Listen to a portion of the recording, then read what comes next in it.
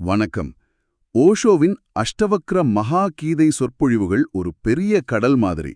நாம இன்னைக்கு அதிலேந்து ஒரு ஆழமான பார்வை பார்க்க போறோம். குறிப்பா அவரோட 32வது ஆடியோ உரைய மையமா வச்சு. இதுல துறவுனா என்ன, மந்திரம் ஜபிக்கிறது அவசியமா, விதி இருக்கா இல்லையான்னு பல கேள்விகளுக்கு ஓஷோ பதில் சொல்றார்.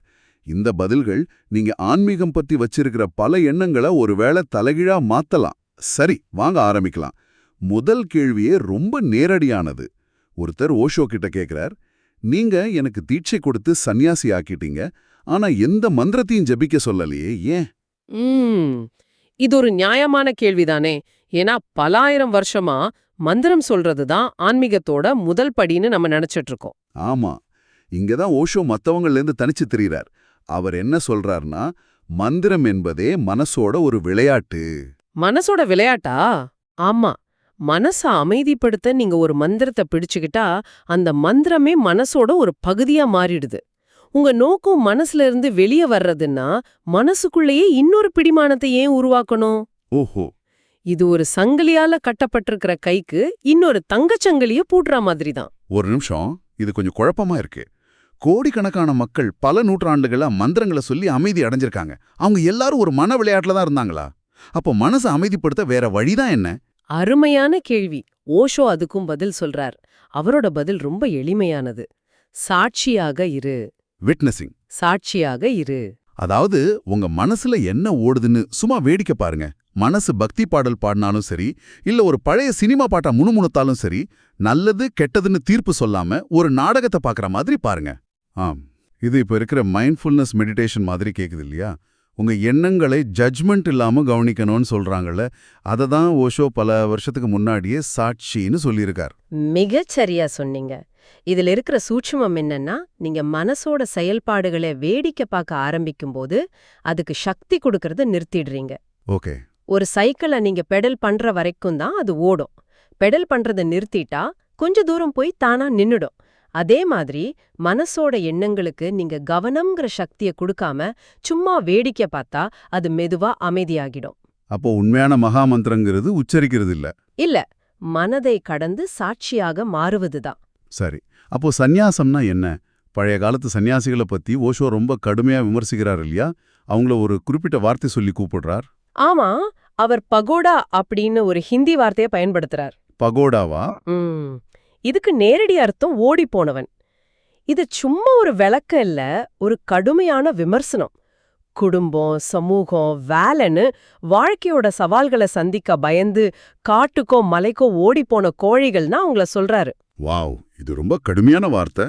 அப்போ உண்மையான சந்நியாசம்னா என்ன? ஓஷோ சொல்றார், வாழ்க்கைதான் உண்மையான களம், உண்மையான தவம். நீங்க சந்திக்கிற பிரச்சனைகள், உறவு சிக்கல்கள், அவமானங்கள், இது எல்லாமே உங்களை பக்குவப்படுத்த வர்ற நெருப்பு மாதிரி. நெருப்பு மாதிரியா? ஆமா, ஒரு குயவன் பானைய செஞ்சுட்டு அப்படியே விட்டுற மாட்டான். அத நெருப்புல போட்டு சுட்டாதான் அது வலிமையாகும். அந்த மாதிரி வாழ்க்கையோட கஷ்டங்கள்ங்கிற சூழல தான் நீங்க உண்மையான மனிதனா உருவாகுறீங்க. அதிலிருந்து தப்பிச்சு ஓடுறதுல எந்த ஆன்மீகமும் இல்ல. இதுக்கு அவர் சாக்ரட்டிஸ் பத்தி சொல்ற உதாரணம் எனக்கு ரொம்ப பிடிச்சிருந்தது. அது நம்ம எல்லாருக்கும் பொருந்தும்னு நினைக்கிறேன். நிச்சயமா. சாக்ரட்டிஸோட மனைவி அவரை ரொம்ப கொடுமைப்படுத்தினாங்கன்னு வரலாறு சொல்லுது. ஆனா சாக்ரட்டிஸ் அவங்கள விட்டு ஓடி போகல. அவரோட நண்பர்கள் கேட்டப்போ, இந்த ஒரு பெண்ணோட நான் அமைதியா வாழ பழகிட்டேன்னா இந்த உலகத்துல யாரோட வேணும்னாலும் என்னால அமைதியா வாழ முடியும். அவள்தான் என்னோட உண்மையான குருன்னு சொன்னாராம். அப்படியா? உங்க மனைவி இல்லனா கணவன் ஒரு கண்ணாடி மாதிரி. உங்க கோபத்தை, உங்க அகங்காரத்தை, உங்க அசிங்கமான முகத்தை உங்களுக்கு அப்படியே காட்டுறாங்க. கண்ணாடிய உடைக்கிறதுனால உங்க முகம் அழகாயிடாது. நீங்க தான் உங்களை மாத்திக்கணும். இதுதான் ஓஷோவோட சந்நியாசத்துக்கான சூத்திரம். ஓடாதே, விழித்திரு. ஓகே, ஓடாதே விழித்திரு. இது நம்மள அடுத்த ஒரு பெரிய தத்துவ விவாதத்துக்கு கூட்டிட்டு போகுது.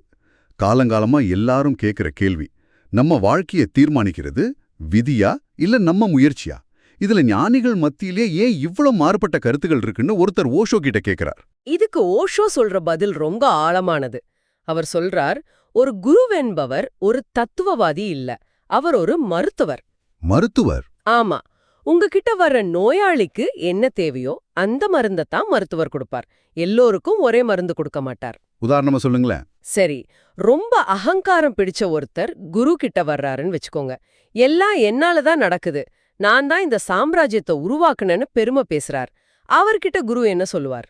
என்ன சொல்லுவார்? முட்டாளே, எல்லாம் விதிப்படி தான் நடக்குது, ஒரு இலை கூட அவன் அசைக்காம அசையாது, நீ வெறும் கருவிதான்னு சொல்லுவார். ஓ, இதுக்கு அப்படி? அவனோட நான்ங்கிற அகங்காரத்தை உடைக்கிறதுக்கு. சரி, இதுக்கு நேர்மாறா ரொம்ப சோம்பேறியான, எல்லாம் விதிப்படிதான் நடக்கும், நான் ஏன் வேலை செய்யணும் அனு சொல்ற ஒருத்தர் இருந்தா? அவர்கிட்ட குரு, எழுந்து செயல்படு, முயற்சி இல்லாம எதுவும் கிடைக்காது, உளி எடுத்து செதுக்காத வரைக்கும் கல் சிலையாகாது, உன் விதிய உருவாக்குறது நீதான் சொல்வார். பாருங்க, ரெண்டுமே நேரெதிரான அறிவுரைகள். ஆமா, ஆனா ரெண்டுமே அந்தந்த நபருக்கு தேவையான மருந்துகள். அப்போ இது ஒரு விதத்துல மக்களை மாத்துறதுக்கான ஒரு உத்தி தானே தவிர, இதுல எது உண்மையான தத்துவம்னு சொல்ல முடியாத. இது ஒரு மாதிரி ஏமாத்துற மாதிரி இல்லையா? நல்ல கேள்வி. ஓஷோ இதுல ஒரு முக்கியமான வேறுபாட்டை சுட்டிக்காட்டுறார். இந்த அறிவுரைகளோட நோக்கம் உங்களை அகர்மண்யா ஆக்குறது இல்ல. அகர்மண்யா? அதாவது செயலற்ற சோம்பேறியா ஆக்குறது இல்ல, உங்களை அகர்த்தா ஆக்குறது. அகர்த்தா? நான் செய்கிறேன் என்ற எண்ணம் இல்லாதவர். செயல்கள் தொடர்ந்து நடக்கும், நீங்க வேலைக்கு போவீங்க, சம்பாதிப்பீங்க, குடும்பத்தை நடாத்துவீங்க. ஆனா உள்ளுக்குள்ள நான் இதை செய்கிறேங்கிற தற்பெருமை இருக்காது. எல்லாம் இறைவன் செயல் அல்லது நிகழ்வுகள் அதன் போக்கில் நிகழ்கின்றன என்ற ஒரு சமர்ப்பண நிலை, ஒரு லெட்டிங்கோ மனப்பான்மை உருவாகும். அதுதான் இலக்கு. புரியுது. நான்கிற எண்ணத்தை கரைக்கிறது தான் நோக்கம். சரி, இந்த விழிப்புணர்வு சாட்சியா இருக்கிறது பத்தி பேசும்போது இன்னொரு முக்கியமான கேள்வி வருது. ஒருத்தர் கேட்கிறார், நான் தியானம் செய்ய ஆரம்பிச்ச பிறகு என் உணர்திறன் சென்சிட்டிவிட்டி அதிகமாயிடுச்சு, சின்ன விஷயத்து கூட வலிக்குது, முன்னாடி கவனிக்காத துக்கம் எல்லாம் இப்ப தெரியுது. விழிப்புணர்வு வலியை அதிகப்படுத்துமா? உங்களுக்கும் இந்த அனுபவம் இருந்திருக்கலாம். ஆமா, இது ரொம்ப இயல்பான ஒரு நிலை. ஓஷோ சொல்றார், இது ஒரு இடைக்காலம்தான். ஒரு குடிகாரன் சாக்கடையில விழுந்து கிடக்குறான்னு வச்சுக்கோங்க, அவனுக்கு அந்த துர்நாற்றம் தெரியாது. ஏன்னா அவன் போதையில இருக்கான். கரெக்ட், அவன் மயக்கத்துல இருக்கான். கொஞ்சமா போதை தெளிஞ்சு சுயநினைவு வரும்போதுதான், ஐயோ நாம எங்க கிடக்குறோம், எவ்ளோ நாத்தம் அடிக்குதுன்னு தெரியும். அந்த மாதிரி நாம எல்லாருமே வாழ்க்கைங்கிற மயக்கத்துல தான் இருக்கோம்.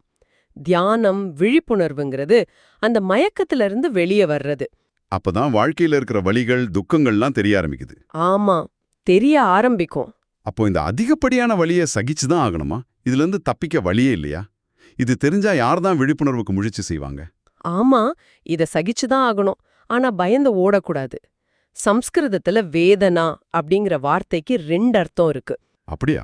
ஒன்னு வலி, இன்னொன்னு உணர்வு அல்லது ஞானம். வாவ், இது எவ்வளவு ஆழமான விஷயம் பாருங்க. உங்க உணர்வு நிலை அதிகமாகும்போது வலியும் அதிகமாகத்தான் தெரியும். ஆனா இது ஒரு கட்டம் வரைக்கும்தான். இந்த வலிய நீங்க ஒரு சாட்சியா இருந்து கவனிக்க பழகும்போது ஒரு குறிப்பிட்ட உச்சத்துல உங்க விழிப்புணர்வு உடல் மனசுங்கிற எல்லைகளை தாண்டிடும். பாம்பு அதோட பழைய தோலை உரிச்சு போட்டு போற மாதிரி. அதே மாதிரி நீங்க அந்த வலிய பின் தடி விட்டுட்டு போயிடுவீங்க. அதுக்கப்புறம் வர்றதுதான் உண்மையான ஆனந்தம். ரொம்ப ஆழமான விளக்கம். சரி, உரையாடலோட கடைசி பகுதிக்கு வர்றோம். இது ரொம்ப தத்துவார்த்தமான கேள்வி. வாழ்க்கையோட அடிப்படை உண்மை அத்வைத்தம், அதாவது எல்லாமே ஒண்ணுதான் சொல்றாங்க. அப்புறம் ஏன் நம்ம கண்ணுக்கு எல்லாமே துவைத்தம், அதாவது ரெண்டா தெரியுது?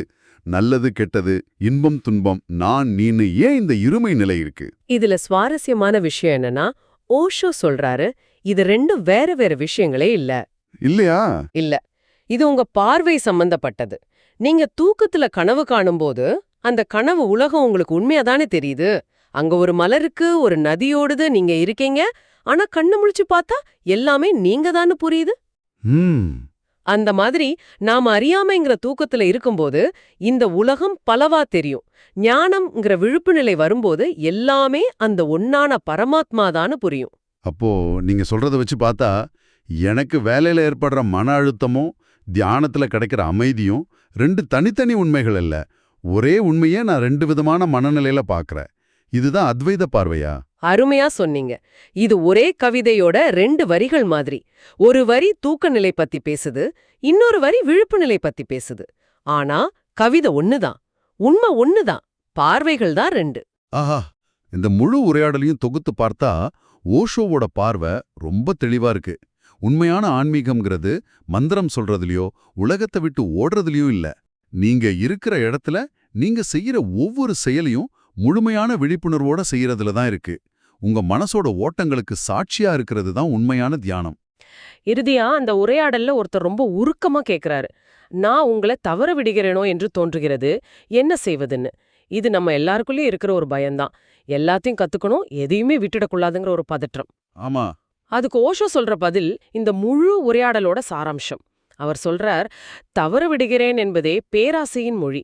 அந்த கணக்கு பார்க்கறத விடு. இது ஒரு அறிவு சேகரிக்கிற இடம் இல்லை, இது ஒரு கொண்டாட்டம். இந்த கொண்டாட்டத்துல என்னோட சேர்ந்து பங்கேடு என்கிறார். இது உங்களுக்கும் ஒரு சிந்தனையை தூண்டலாம். நீங்க அறிவை தேடுற உங்க பயணத்துல எல்லாத்தையும் படிச்சு முடிக்கணும், எல்லாத்தையும் தெரிஞ்சுக்கணுங்கிற அந்த அவசரம் அந்த தருணத்தை உண்மையா அனுபவிக்கிறத தடுக்குதா? அறிவை ஒரு பொருளா சேகரிக்கிறத விட புரிதல்ங்கிற ஒரு கொண்டாட்டத்துல நீங்க பங்கேற்கிறது தான் உண்மையான இலக்கா இருக்க முடியுமா? இத சிந்திச்சு பாருங்க.